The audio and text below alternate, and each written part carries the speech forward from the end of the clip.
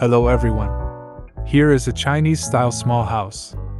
I added snow effects to it using 4 methods. The real Snow Addon, normal mask, light mask, and particle systems.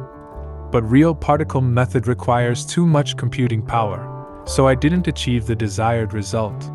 The light mask method is the most satisfactory for me so far. Next, I will show you these 4 methods. Let's get started. This is a small Chinese-style house I found on Sketchfab.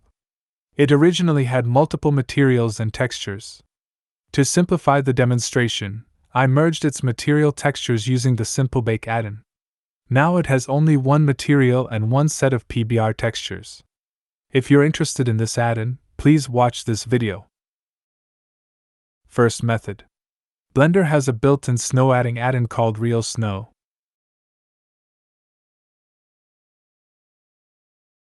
After installing it, the add-in appears here. It's quite simple.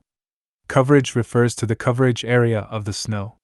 Height refers to the height of the generated snow, and selected faces means snow will only be generated on selected faces. I want to generate a thin layer of snow. One thing you need to know is that the minimum thickness of snow is 0.1. Select the model and click Add Snow. You can see that my Blender is stuck. This add-in is quite slow for generating snow on complex models. Finally, after about a minute, the snow is generated. It automatically adds 2 modifiers. Decimate with a ratio of 0.5, resulting in 370,000 faces, and also add a subdivision modifier. You can imagine that the face count of this snow is still quite high, which is why it takes so long to generate snow.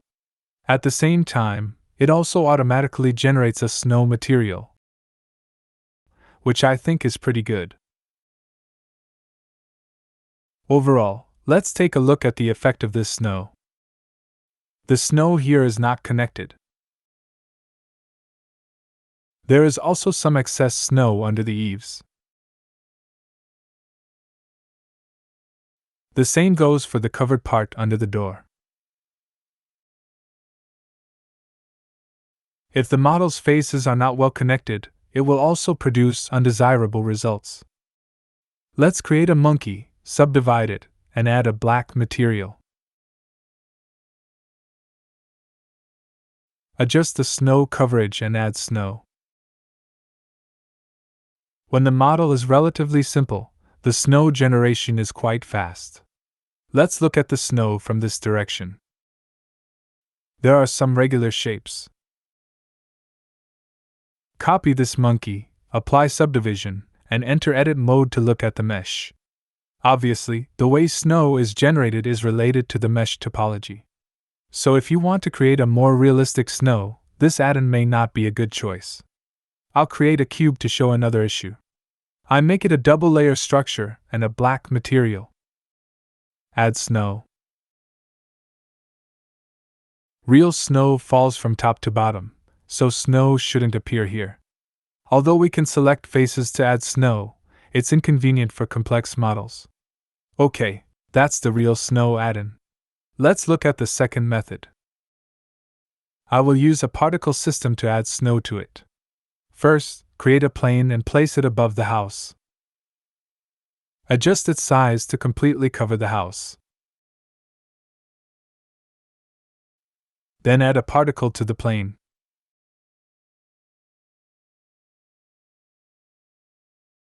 To make particles stay on the roof, 2 settings are needed. First, set damping under physics to 1. Select the house and add a collision modifier. Then set permeability to 1. Open the timeline and go back to the first frame. Select the particles and increase their lifespan a bit. Also, extend the timeline. Start the simulation. You can see that the frame rate becomes very low. With a complex model and a large number of particles, the simulation speed is very slow. Take a closer look.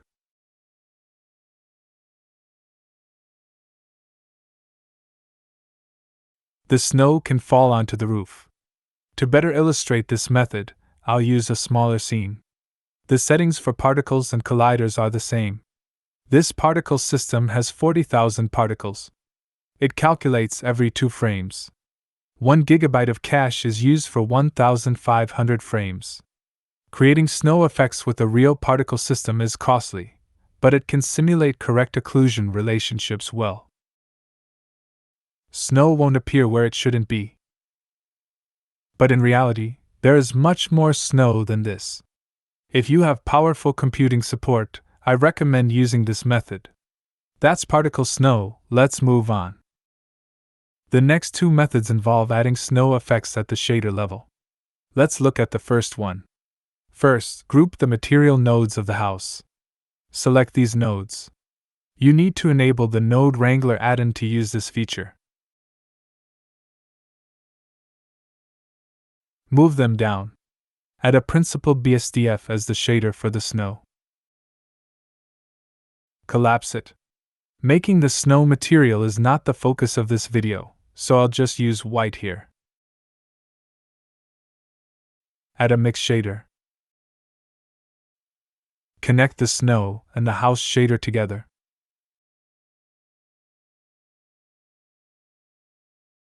Factor determines how these 2 shaders are mixed. I will use the z-axis of the model's normals to control the snow range.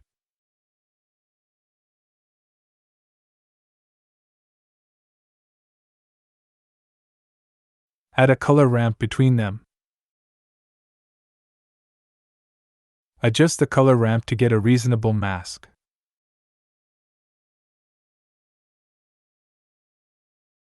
Connect this result to the factor. It's noticed that the black and white distribution is reversed. Add an invert color node to get the final effect.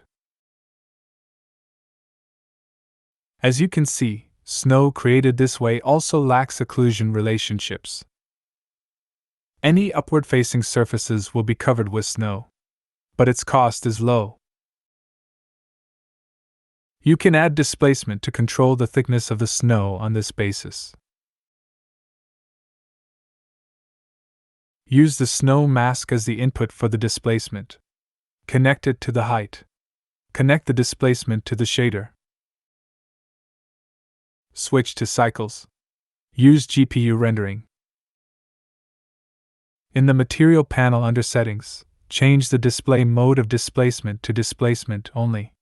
Switch to rendering preview to see the result of displacement.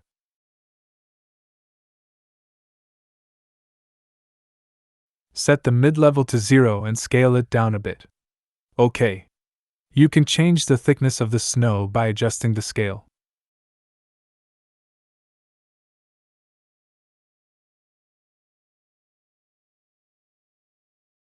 Also, you can simulate the thickness of the snow and the state of not being completely covered by adjusting the color ramp.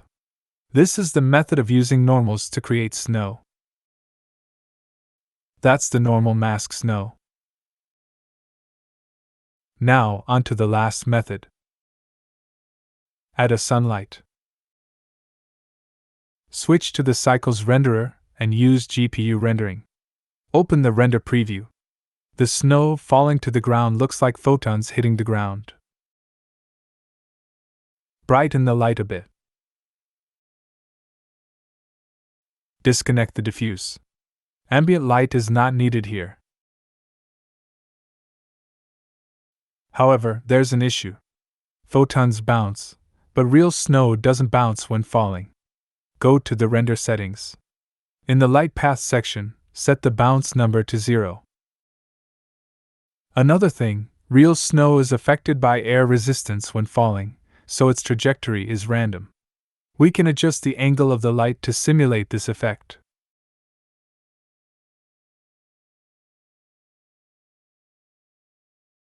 We can also adjust the direction of the light to simulate the effect of wind.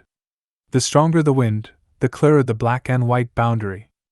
I think this is a very physics-based method of creating a snow mask. Next, we need to bake the current light into a texture to use as a snow mask. Before baking, change the color management under render settings from filmic to standard. I don't want the bake texture to be affected by post-color correction. Go to the material editor. Add an image texture to the material of the house. The larger the texture, the more detailed the snow, and the smaller the texture, the softer the snow looks. You can set the size according to your needs. Select the model and the created texture. Select the bake type as Combine. Click Bake.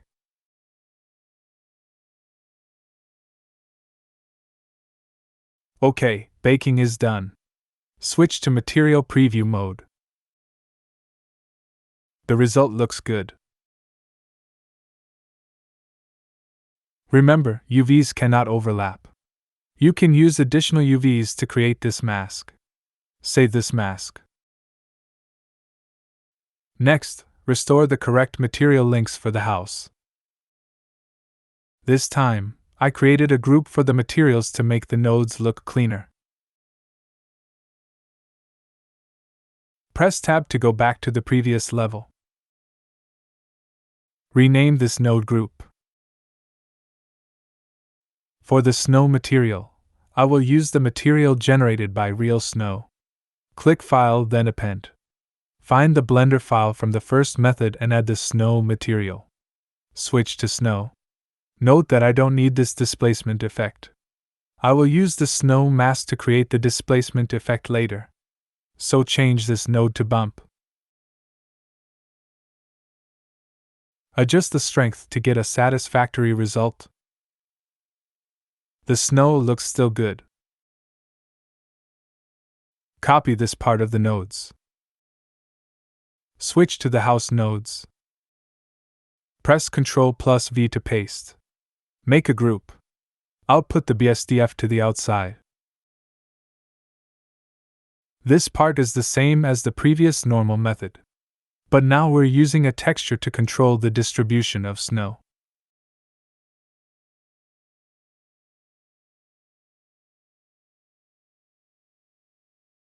Adjust the color ramp.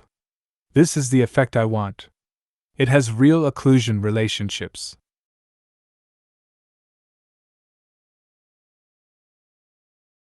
If your model's UVs are well unwrapped, you won't see these seam effects.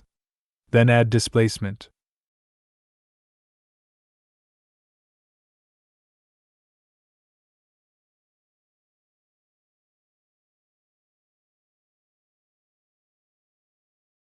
If you want to add some additional effects to this snow, you can do like this.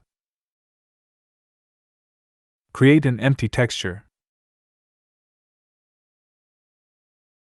Use a Math Multiply node to multiply this empty texture with the snow mask.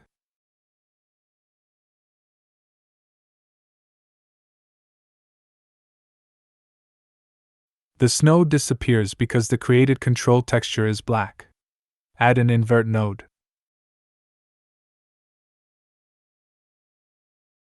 Select the created empty texture.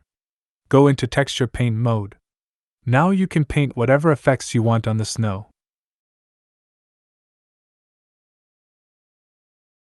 I made a mask of cat footprints here.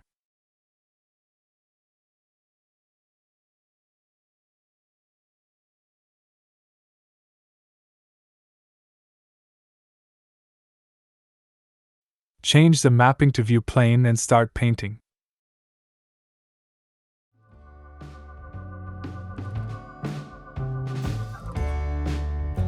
Okay, that's all of the video. You can choose the appropriate method to create snow according to your project needs.